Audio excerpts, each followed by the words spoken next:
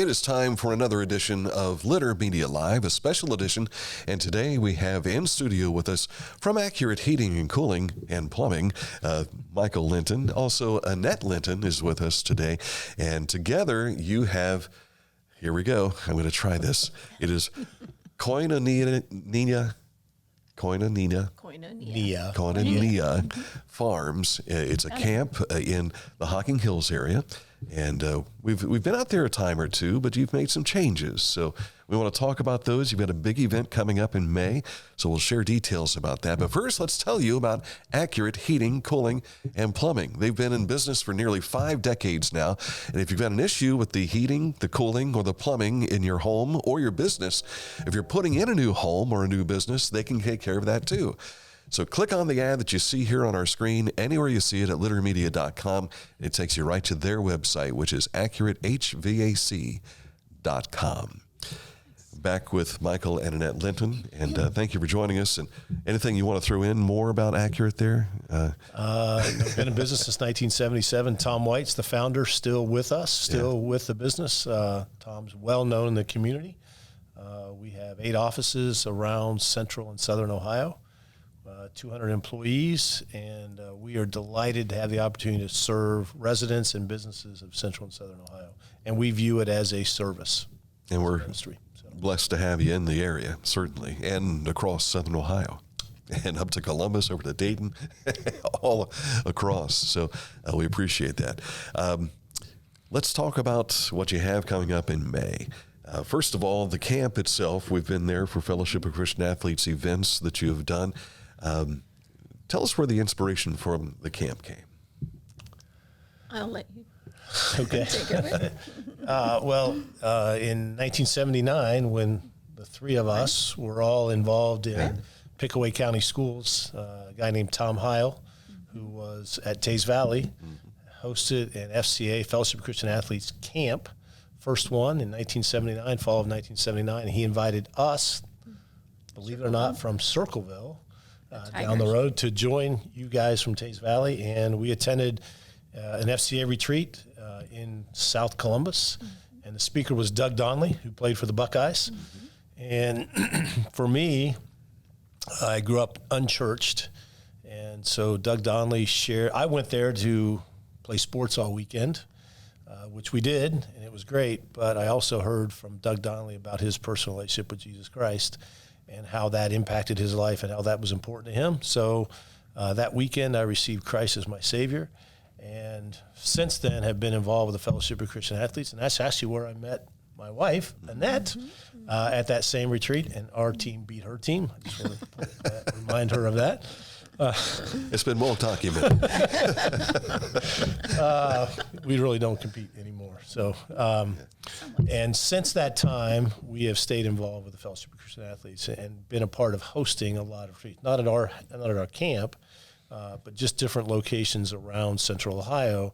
And what happened during COVID is all the camps closed, and we, from that time, have been talking with some friends about, wouldn't it be nice to have a camp someday? That's why we bought property in the Hocking Hills with the intent of opening a camp. And when COVID came and everything closed, that's when we finally said it's time to build a camp, and we did. So in 2020, we put up 8 cabins that sleep 170 people and have a full-service kitchen, worship area, rec area in a 60 by 250 building. We've been doing camps since 2020 and growing every year. It's been a real blessing to be a part of that with a great group of volunteers who come alongside and help and serve. And awesome. And Annette is the camp cook. Well, you run the kitchen, I'm now don't the you? assistant. I'm now the assistant. Yeah, you need to tell that story. That's relevant. Yes. Lean up into that microphone right there. So we've obviously, during COVID, God brought the camp into fruition at the most improbable time, so which is testament to He's all-powerful and able to do anything. And so anyway, we had an empty kitchen, an empty room for a commercial kitchen, not knowing how to go about all the things that that needs to happen in order from a health department standpoint, down to the. We actually had a commercial kitchen area, and we cooked on camp stoves. So Yes. that's the idea. Yes. So, it was kind of rough to start. Right, so. right. So anyway, friends of ours stayed at our cabin for a weekend, and we had them up for dinner, and they saw the kitchen and said, "Oh, you need to talk to Steve Rayo, who is a good friend of theirs." So Michael contacted Steve at some point, and Steve set him all in, and he had wanted to retire. He's a professional chef in his own restaurants and catering businesses and in the past, and he wanted to be a camp cook someday. So he sent him in, and he and his wife came down to one of the first retreats and just watched what was happening and took notes, so to speak, and said, I can help you outfit this kitchen. And he did. And so he is now he's the chef and I'm the assistant. So, very good. So it's been a wonderful mix. So You don't have to shoulder all that now. no, I don't. I've cooked for a lot of people, but not commercially. So there's a big difference. So. Yeah. One comment we always get at camps is, we take surveys to say, what'd you think of the camp? We get all kinds of comments, but the one that's consistently on there is, this is much, much better than camp food. The food is always outstanding, and that's to Annette and to Steve together. They're a great team, and they use lots of volunteers to help in that process. Because cooking for 220 people for a weekend or for a week is quite a chore. Right. Yeah, and there is a retreat coming up in the 12th and 13th, 14th, weekend after next, FCA spring retreat. And there are a lot of Ross County folks who usually come to help volunteer for that. So looking forward to working with them. Yes. Yeah. Now, when we talk about this, you've got a number of camps that are being used, not only FCA camps, but you've reached out, you've had motocross camps, you've had wrestling camps, you've had team camps for football and all. That's amazing just to see that, but how did it all come together in that respect? Because you gave me a tour one day in your Gator. We're going around, and you're plotting out this dirt track for motocross. Yeah, that was a great story. So some friends from our church who were involved actually with Fellowship of Christian Athletes Motocross. They have a ministry called FCA Motocross, and they were involved in the camp, and they wanted to have a camp in Ohio. They had contacted Ross County Fairgrounds to be able to use their track to ride on, and they wanted to use our camp to stay and eat in from the day, and then they would come down here and ride. So we said, sure, that'd be great. Well, 2 weeks later, they called us back and said, Ross County's got double booked, and they're not available to host. Would you mind if we build a motocross track on your property? And our response was, sure. We don't know what a motocross track is, but it's not ours, it's God's, so go at it. So a few guys brought dozers and backhoes and all kinds of equipment, and they spent 4 or 5 months in one area of our property, and they built a 2.1 mile motocross track through the woods and on the flat ground and on the hills. And we've now hosted 2 week-long motocross camps, and are hosting our 3rd in July. And it's an exciting event. It's meant for kids from junior high through high school. Age 6. Well, it's meant for junior high through high school. Sometimes they allow younger. Last year we had a 6-year-old come and ride. It was hilarious. He couldn't even hold his motorcycle up. His dad had to start his motorcycle. But once he got on it, he could ride. Super cute. But it's meant for young people who really like motocross, who want to improve their skills. And they bring 8 professional riders to train these junior high and high school riders of how to improve their riding skills. It's just exciting to see the skill of these pros and how they pour into these younger kids. And it's all centered around the gospel throughout the week. And that's one of our most enjoyable weeks of the year, because it's a family-oriented event. Typically families come and stay, and there's 150 to 160 people there for a week long of lots of noise, lots of airtime, and it's been really fun. But in the hills, it doesn't, it's kept in one area right there. Only our near neighbors on this side of the next hill here. Yeah. So, right. Yes. Now, having had said that, Aaron Glandon, if you might move we want to show some photos here, and I want them to be able to see what we're talking about. Okay. Let's take a look at some of the photos that we have to share from the camp. And you have built an obstacle course. And the thing about the building of the obstacle course, it started out as an obstacle course. Now it has been expanded into yet even more stages. You've increased this. It's 24 different spots and 3.8 miles of trail. Yeah, and this is an exciting yet kind of a difficult one, because the guy you see in the picture there leaning on the monkey bars in the blue shirt, his name's Dave Eagle. And Dave is the guy that I met in a Bible study in the early 1980s. And Dave has been one of those guys that's been the visionary with us for the camp the entire time. And Dave really, most of the camp, a lot of the camp ideas were Dave's ideas. Dave's a retired phys ed teacher at Hilliard Schools. And just recently in January, Dave actually, when he retired, he actually opened a gym so he could work with some of his past students, and a small gym, Mighty Mix in Hilliard. And Dave was over working out in January and suddenly collapsed and passed away suddenly. And it was unexpected. 2 weeks before that time, Dave had been at our house laying out the expanded obstacle course. And so we were excited 2 weekends ago to host 90 people, 90 volunteers who came to help build Dave's dream. And we had 4 obstacles when we started. And it was really meant to be more part of a team thing. But Dave's view was, let's build a Tough Mudder type course, Savage Race type course, where we could use it as a fundraiser for the camp, but also to share the gospel. So Dave came down, drove around the property with us, laid out, he had done tons of research, what obstacles, where to put them. And we start at the bottom of the property, the very front, in our pond, and we literally go up from there, down from there, up from there, 24 obstacles. And just a quick run through of some of the obstacles. There's a log carry where you run up a tough hill to start with. You run through the woods, and then you got to carry a log up a hill. Then there's what's the second one called? Where's forgot the name of it. Hercules. Just a wall climb, just jumping over a 6-foot wall. Seems pretty easy, but you just carry the log. You're getting tired, and you've been running hills the whole time. And then there's the low crawl. The first low crawl is easy because you're just crawling up under 2 feet of wire, not razor wire, just wire. But then you get into the Tough Mudder part of it, where it's you crawl through mud underneath. And then there's a monkey bar, and then there's a rope climb, which you can see right there. We're not asking people to go all 30 feet, just 15 feet of this one. But if you can. If you can, show your stuff. We're good with it. It's a challenge. I'll share, we did a test run to share the results. From there you go, and then you're dragging a log down that hill you can see behind the rope climb there.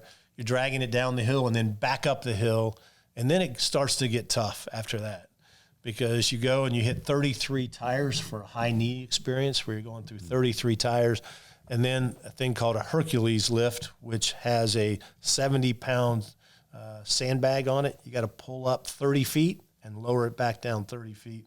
Then you run down into the woods over a over-under element, up a very tough hill, come back out, and then there's an inverted wall climb, and then there's a bucket carry.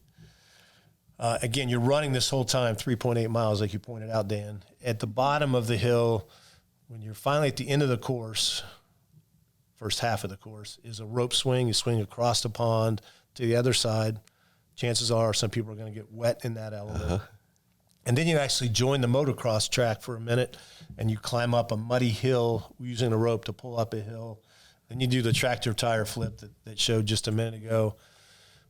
And then down a ravine, over under again, and then there's a ring swing where you have to swing across a 30-foot extension where you're swinging from ring to ring, pull-ups, and then the last element back down at the pond is called a slack line. It's a 200-foot cable across a pond, and so the cable's taut, but on top you're holding onto a rope, which is slack, so you're back and forth, and we expect people by that time will be tired enough they'll just want to jump in and swim the rest of the way. I'm tired after spot number 2. It's 3.8 miles, and one of our sons, who's pretty in shape, ran it on Christmas Day, just ran the course. We didn't have the elements built in. And it took him 48 minutes just to run the course. Even though it's 3.8 miles, there's just so much undulation in the topography. So I would have to think that with the challenges included, you're looking at maybe a 3-hour event. I think for people who aren't fit, it'll take 2.5. I think for fit people, hour and 40 minutes. You think so? Yes. Yeah. Okay. Yeah, And so we're hoping that it's a great experience. The first May 18th is our first one, and we're going to dedicate the course to Dave Eagle. We're calling it the Eagle Endurance Challenge because it was really his dream to do it. His family will be there. We're going to dedicate the track, the course, and then have a run. Yeah, very cool. So, now, if you want to participate, you're looking at a $50 donation? Yeah, that's what we're asking, just to cover the cost of what we've spent to build it. We're asking for a $50 donation to cover the cost. And if you get that in by May 4th, you get a T-shirt, right? Yeah. Yes, exactly. Okay, very cool. We hope people will wear those shirts to advertise, and so we can have future runs. Our plan is to have 3 or 4 of these a year. There's really no one. The closest one we think is up in Bell Fountain, a race like this. So we're hoping there's a lot of enthusiasts who like doing this kind of thing. Maybe I used to be one. I'm not there anymore. We're hoping that it becomes something that people want to do over and over again and bring their friends to participate. Yeah. And for those that don't make it all the way through, there's going to be a cemetery built in another spot. No, I'm kidding. We will have an EMT person there in case someone just can't make it up that last hill. Yeah. And I can't imagine what it's going to be like to see people go through this. So find out May 18th. That's right. It's open to the public? It's open to the public. Okay. Yes. Contact us if you, it's on our website, KoinoniaFarmsCamp.com. There's information about it on there, how to contact us, and we'll be happy to get you some information. We'd love to have as many people as we can. We think we're going to keep it to 100, but we'll see what kind of volunteers. It'll take 50 volunteers to coordinate the event. Right. So. Yeah, I can't wait to see this happen. If you want to participate, again, you can find information on their website. We don't have that in the post right now, but we'll put that in there later so people will be able to track you down in that regard. Because nobody can spell or say Koinonia Farms Camp. Thank you. We understand that. So. It is a challenge even for the professional seasoned announcers. What have you learned from putting this together? Because I know you probably had a dream of what it might be. Have you exceeded those dreams? You want to comment? I'll let you go first. Okay. Well, I think for me, we've learned that there's a lot of people that can benefit from a ministry like this. And I've learned that there are a lot of people who love to volunteer too. We've learned that a lot of people are looking for a way to serve. Right.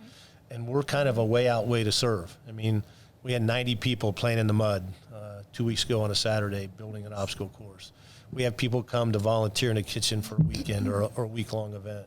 But I've learned that there's a lot of kids, and we went to school in the 70s, and there were challenges. Right. But in 2020, there are more challenges. And I think the biggest takeaway from me is the more kids that we interact with, and it isn't just kids, by the way. We do the greater Scioto, Emmaus walks at our camp. They're starting this year, but mostly kids, mostly youth.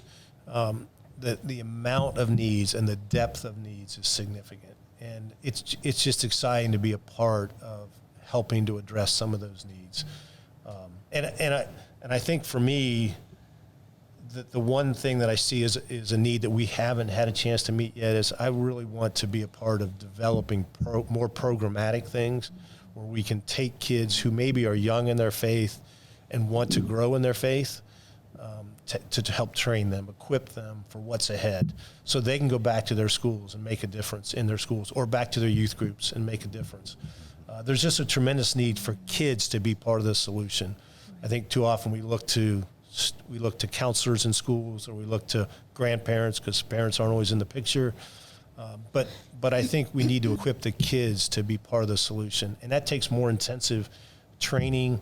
And I would like for the camp, and that's one of our goals for the camp, is to be part of that training where we're bringing kids who are already believers to equip them to be a part of helping their fellow students and their friends. So. I think for me, just the blessing of community, and as Michael alluded to, the number of people who have volunteered and just want to be a part. And it's partly wanting to be a part of a community, but it's also partly wanting to be a part of what God is doing, because it's just been obvious to us that, I mean, we bought the property 36 years ago for that purpose, but God is kind of, this vision has just kind of been held in lieu until it was the Lord's timing. And when he brought it, it's just been a blessing to watch him bring all the people and all the materials and all the development, all the things that we've had to do to get ready for it. And the blessing of knowing that we are in Ephesians 2:10, we are his workmanship created in Christ Jesus to do good works that he prepared beforehand for us to do. So for me, it's been like just a blessing's not the right way. It is a blessing, but just kind of a fulfillment of knowing that you're doing what the Lord's called you to do in that place where he has you. So being able to bloom fully and see the camp come to fruition and people's lives being blessed, not by us, but by the Lord and through the people and speakers and all the events that have taken place there so far. So I'll make one other comment. We do have a board, so it's not, this isn't the Linton party. No. Just want to point that out. We have a board of people who are incredibly committed to the ministry and what we're doing. But I think one thing that to jump on what you said, Nettie, it's amazing what God can do with people who just yield. yes. Because we don't have any special skills. I mean, we don't have any ministry training. We're not equipped to do some of the things that are happening. But it's just amazing if we just allow God to work, how he can use people like us or people like our volunteers and the people who serve. It's just amazing what God is doing. The lives are being impacted just because we said yes. We said we want to do this. And Nettie pointed this out a little bit ago. We built a camp during COVID when they said no materials are available. Right. You can't do this. It's not available. It isn't going to work. Prices are way too high. People donated. We had companies, businesses donate. And we didn't even go ask. People just heard about it and said, we want to be a part of it. So just by saying yes, God's just blessed. It took 120 years for the ark to be built with no rain, right? Yeah, right. But in God's That's a timing. vision. Yeah, His plan, his precisely. I think the key word there is availability. Because if you make yourself available for these types of things, it's going to fall into place. And make yourself available to what God wants you to do. And I will tell you that having worked with so many different agencies over the years, whether it be 4-H or the scouting or whatever the case may be, those kids that participate in that are getting groomed skills to become leaders at some point in time. And working through the Fellowship of Christian Athletes, you're adding to that a spiritual base, and that makes a total difference. I mean, you can be worldly and a good leader in that respect, but when you are able to put spiritual things in place there, then you've got the total package. Amen. So, Sure. anything that we have missed, you wanted to make sure people knew. I guess I want to point out that, we talk about FCA, we talk about motocross, talk about wrestling, which FCA wrestling is as good as it gets. Which, by the way, he was a wrestler. A little biased about that. We do have basketball hoops in our rec area there. Yeah. How about that? So you need to add a tennis court because he was also a tennis player back in the day as well. But we also really want to support the local church. Yeah. And we've had numerous youth groups who have come out. 2 weeks ago, we had a youth group, just the boys from a youth group from Village Chapel in Asheville, and your guys' alma mater. Yeah. They came down and spent the weekend with us. And so we want to be an advocate of support for youth groups who maybe don't already have a plan to go to a camp or don't have a camp that they do. We want to be a place where where a youth leader can get their kids away for a weekend and really spend some intimate, direct, focused time with them. So that's part of the ministry we want to do. In fact, next year we hope to start scheduling a youth camp to bring maybe 10 churches together and have small youth groups, a junior high camp and a high school camp, so to support the ministries of local churches. Because we believe that God intends to build his church, and the church is us as believers, but it also is through the local church. And so we want to support not just ministries like FCA and Emmaus, but we want to support the local churches as well. That's been important to us. It's an incredible thing that God has brought them through with this whole plan to make happen, and to see the changes in lives that you've already made. And it's becoming a year-round process, which is something else you sought out to do. So we're happy to see that. And thanks to Accurate Heating, Cooling, and Plumbing, we can make it a year-round camp. and again, back to timing, I wanted to do this 40 years ago. And God kept saying, no, no, no. And I didn't hear him say no, but there were all kinds of things that we were busy. We were raising 7 children. We were involved in ministry and schools and all the things we were involved in. And when it finally came to fruition, I happened to be a part of Accurate Heating, Cooling, and Plumbing. And guess who did all the heating, cooling, and plumbing and all the other building stuff that I didn't really know how to do? Shout out to Randy Pettit from Elford, who was our project manager, volunteered to design the camp, design the buildings. We didn't know him before, so we met him. He came into the ministry. He's on our board. And then the people from Accurate have just been great, volunteering and helping, providing that technical expertise, but that I certainly don't have. And I'm thinking back to a conversation we had while riding on the gator around the property. We were talking about a friend of yours, I believe from Virginia, that says, "Hey, Linton, what are you doing, dragging your feet on this? God's showing you it's time." Yep. That was COVID when we had the fall retreat, which I mentioned earlier. The first one was in 1979. We've had it every year since then, and it looked like we were gonna have to cancel it because of COVID. And Jamie, who we met at church, he was going to OCU at the time, and he started coming to our church, and he has stayed involved in the camp. He went back and started an FCA in Virginia and has led thousands of kids to Christ. Right when COVID started, he said, "Okay, Linton, can it be any more clear? It's time to build." So we did. Fantastic. Again, if you want to learn more, we'll have the information that'll be in this post. We'll also follow up and do some additional getting the word out, so to speak, spreading the word, as they say.